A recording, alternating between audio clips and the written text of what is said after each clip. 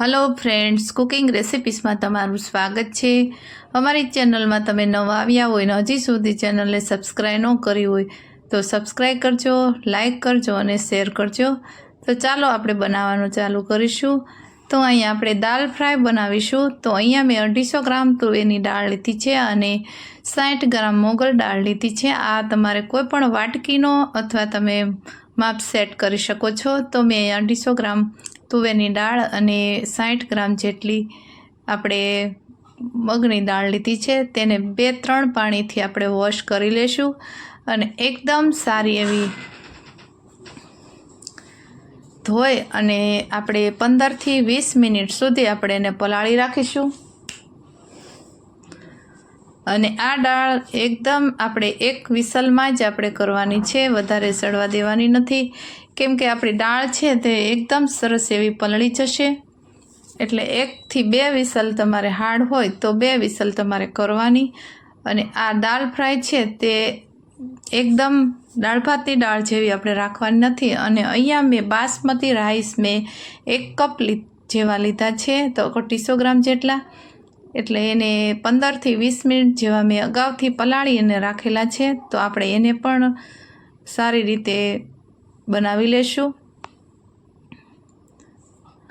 तो अहींया मैं पाणी उकળી गयुं छे अने आपणे तेमां स्वाद प्रमाणे आपणे नमक एड करीशुं। अने आ दाल फ्राय बनाववा एकदम इजीली अने सहेला छे।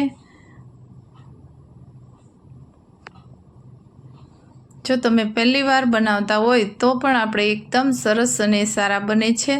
अमारी रेसिपी गमती होय ने हजी सुधी चेनल ने सब्सक्राइब न करी तो सब्सक्राइब करजो अने लाइक करजो अने वधुमां वधु ग्रुप में शेर करजो। तो आपणी दाळ अने बंने दाळ पलળી गई छे एकदम सरस एवी। तो हवे एनुं पाणी छे ते काढी लेशुं अने कुकर में आपणे एक विसल करी लेशुं। अहींया हूँ आपणे दाळ डूबे एटલું આપણે પાણી એડ કરીશું, એટલે કે 3 કપ જેવું આપણે પાણી એડ કરીશું।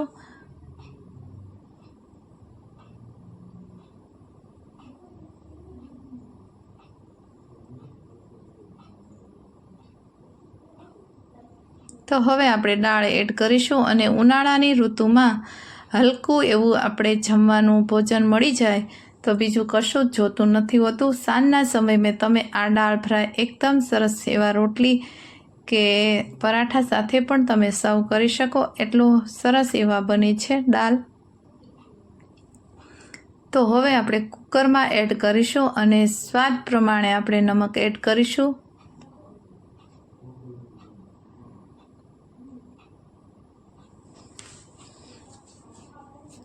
અને એક અહીંયા આપણે ઢાબા રેસ્ટોરન્ટ જેવું આપણે દાળ ફ્રાય બનાવીએ છીએ, એટલે એક તજનો ટુકડો, એક લવિંગ અને લાલ મરચાં અને તમાલપત્ર અને ઘી એડ 1 ચમચી જેવું એડ કર્યું છે। તો આ બધું નાખવાથી આપણું જે દાળનો ટેસ્ટ છે તે એકદમ સરસ રેસ્ટોરન્ટ હોટલ જેવો આવે છે। અને અડધી ચમચી જેટલી આપણે હળદર પાવડર એડ કરીશું। તો આ રીતે આપણે કુકરનું ઢાંકણું પણ બંધ કરી દઈશું। અહીંયા આપણે થોડુંક એવું ઘી અથવા તો તેલથી ગ્રીસ કરી લેશું, એટલે જે આપણી દાળ છે તે ઉભરાય નહીં ખાસ કરીને। હવે આપણે કુકરની 1 વિસલ થાય ત્યાં સુધી દાળને થવા દેશું, ત્યાં સુધી આપણે મસાલા કરી લેશું। તો તમે જોઈ શકો છો સાઈડમાં ભાત પણ खुला राखवाना छे, એટલે एकदम छूटो दाणो पड़शे। तो भात पण आपड़ा बनी गया छे, तो एने ओसावी लेशुं। तमे जोई शको छो एकदम आवा छूटा भात बनाववा माटे आपणे अगाउथी पलाળી अने 8 ज मिनिटमां मारा भात बनी अने रेडी थई गया छे।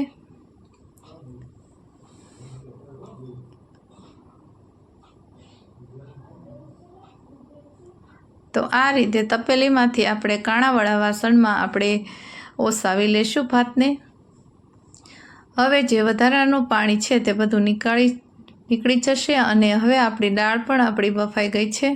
તો તમે જોઈ શકો છો આવી એકદમ દાળ છે તેને સડવા દેવાની નથી, અધકચરી રાખવાની છે, તો દાળ ફ્રાય આપણા એકદમ સારા એવા અને ટેસ્ટી બને છે। તો હવે એમાં થોડુંક એવું પાણી એડ કરીશું, વધારે પાણી એડ કરવાનું નથી, કેમ કે દાળ ફ્રાય છે તે થીક એવા હોય છે।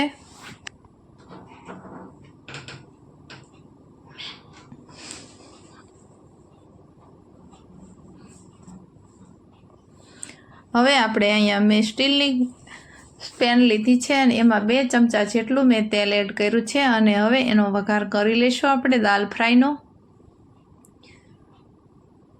તો તેલ આપણું ગરમ થઈ ગયું છે તો એમાં 1 ચમચી જેવું આપણે આખું જીરું એડ કરીશું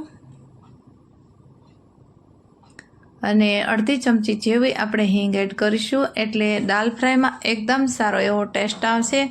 અને અહીંયા મેં એક ડુંગળી મોટી કાંદો આપણે કાપી અને એડ કર્યો છે અને એનાથી બહુ સરસ એવો ટેસ્ટ આવશે દાલ ફ્રાયમાં.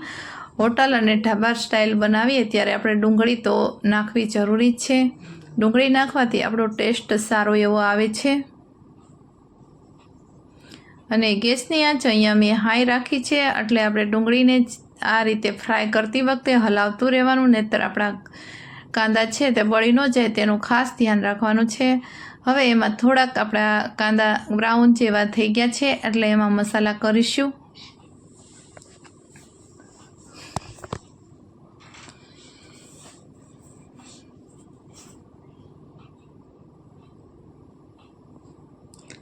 અહીંયા આપણે 2 મરચાં મેં લીલા તીખાશ માટે આપણે એડ કર્યા છે, તેને પણ ફ્રાય કરી લેશું.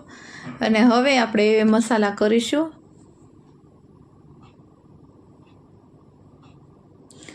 અને આ દાલ ફ્રાયમાં લસણ નાખવું એક ફરજિયાત છે. લસણથી એકદમ સરસ એવો ટેસ્ટ આવે છે અને હોટલ અને રેસ્ટોરન્ટમાં વધારે પડતું લસણ એડ કરવામાં આવે છે. અને આ રીતે ઉપરથી આપણે ખમણીની મદદથી આપણે આદુનો ટુકડો એક છે તેને એડ કરીશું.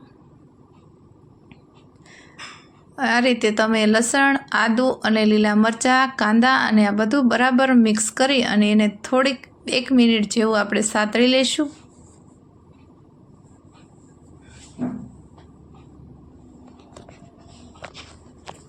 હવે તમે જોઈ શકો છો આપણું તેલ પણ છૂટું પડી ગયું છે. તો હવે એમાં આપણે મસાલા કરી લેશું. તો અડધી ચમચી જેટલું આપણે હળદર પાવડર એડ કરીશું, 1 ચમચી જેટલું જીરા પાવડર અને 1 ચમચી જેટલું લાલ મરચું.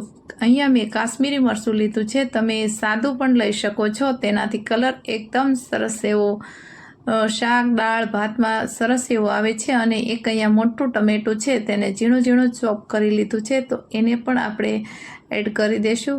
અને અહીંયા મેં આ મસાલાનું નમક એડ કર્યું નથી, કેમ કે દાળમાં આપણે જે નમક એડ કર્યું છે એટલે બેલેન્સ કરી લેશે. પછી તમને એવું લાગે તો તમારે એડ કરવું. અને અહીંયા 1 ચમચી જેટલું મેં અહીંયા પાણી એડ કર્યું છે, એટલે જે આપણો મસાલો છે તે બળી ન જાય એટલા માટે. હવે એને આ રીતે થોડીક વાર સુધી કૂક થવા દેશું, તેલ ઉપર આવી જાય ત્યાં સુધી. તો તમે જોઈ શકો છો તેલ આપણું છૂટું પડવા લાગ્યું છે. તો હવે આપણે દાળ છે તેને એડ કરીશું. આ રીતે તમે દાળ ફ્રાય બનાવશો તો બહુ સરસ એવો ટેસ્ટ આવે છે અને જોતાં જ ખાવાનું મન થાય એટલો સરસ આપણી દાળ બનીને રેડી થઈ ગઈ છે.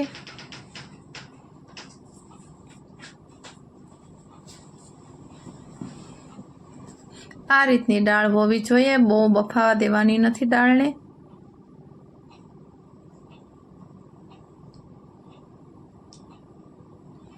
હવે એને આપણે 2 મિનિટ જેવું કૂક થવા દેશું, પછી આપણે એનો વઘાર કરી લેશું.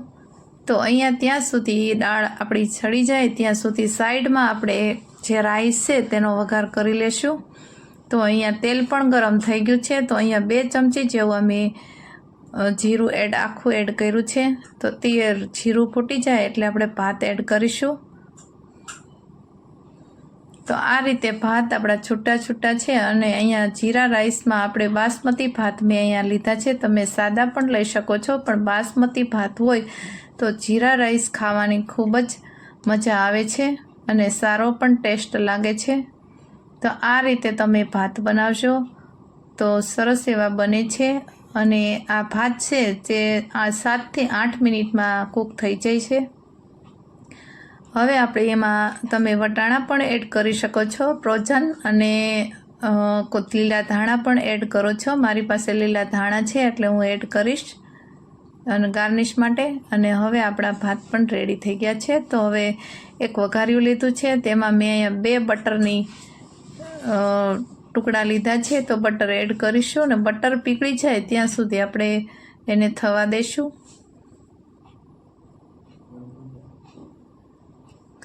હવે અહીંયા મેં થોડુંક એવું તેલ એડ કર્યું છે, અડધી ચમચી જેટલી। તમે ઘી પણ એડ કરી શકો છો, ઘીમાં વઘાર કરવો હોય તો તમે કરી શકો છો। મેં અહીંયા તેલ થોડુંક એવું એડ કર્યું છે કેમ કે બટર છે એટલા માટે, અને 1 ચમચી જેટલું મેં આખું જીરું એડ કર્યું છે વઘાર માટે। તો આ રીતે આપણે વઘાર કરી લેશું।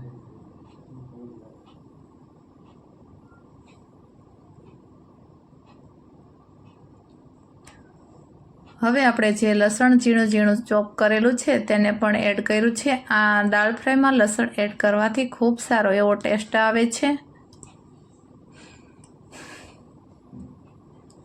હવે તો આપણો વઘાર અને લસણ પણ ફ્રાય થઈ ગયું છે।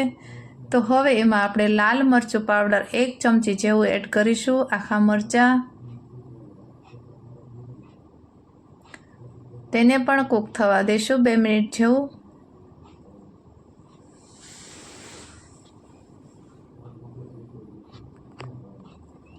અહીંયા આપણે 1 ચમચી જેવું લાલ મરચું પાવડર એડ કર્યું છે અને એમાં થોડુંક એવું પાણી એટલે કે 1/4 સ્પૂન જેટલું પાણી અહીંયા મેં એડ કર્યું છે।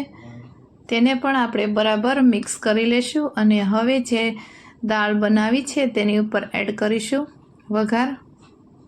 જો આ રીતે વઘાર કરવામાં આવે તો દાળ ફ્રાય બહુ સરસ એવા ટેસ્ટી અને સારા એવા લાગે છે।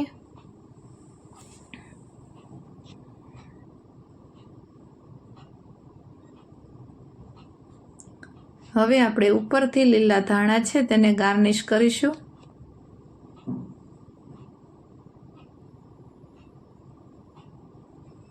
તો આપણી દાળ અને ભાત છે તે બની અને દાળ ફ્રાય બની અને રેડી થઈ ગયા છે।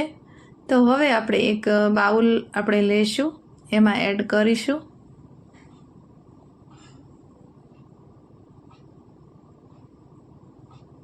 અને ગાર્નિશ માટે મેં અહીંયા 2 લીલા મરચાં એડ કર્યા છે। અહીંયા મેં બાઉલની ખરીદી કરી છે, તમે જોઈ શકો છો હોટલ અને રેસ્ટોરન્ટમાં આવા બાઉલ હોય છે। તો આપણે બાઉલમાં અહીંયા એડ કરીશું અને એમાં સર્વ કરવા માટે આપણે એક પ્લેટ પણ લેશું, પણ પહેલાં બાઉલમાં એડ કરી દઈશું દાળને।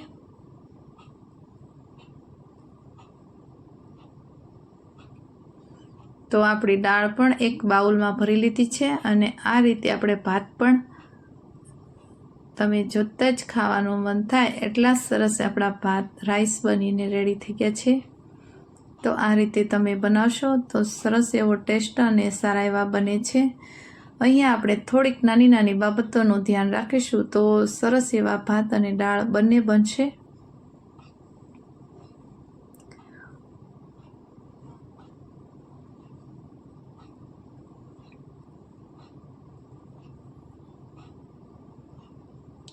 હવે આપણે બંને આ બાઉલ છે તેને સાઈડમાં રાખીશું અને એક પ્લેટ લેશું અને એમાં આપણે સર્વ કરવા માટે દાળ અને ભાત બંને નાખીશું।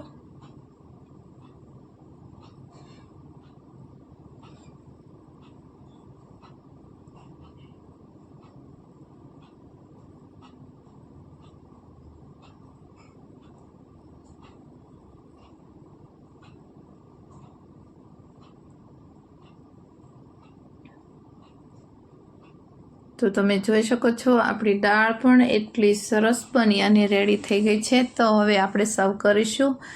તો આ રીતે તમે દાળ ફ્રાય બનાવશો તો બહુ સરસ એવો ટેસ્ટ આવશે અને ખાવાની પણ ખૂબ જ મજા આવશે। પેટ ભરીને ખાઈ શકો છો તમે। રોટલી પરાઠા સાથે સર્વ કરી શકો છો। તો અહીંયા અમારી રેસીપી ગમતી હોય અને હજી સુધી ચેનલને સબસ્ક્રાઈબ ન કરી તો સબસ્ક્રાઈબ કરજો, લાઈક કરજો અને વધુમાં વધુ શેર કરજો। Thank you for watching.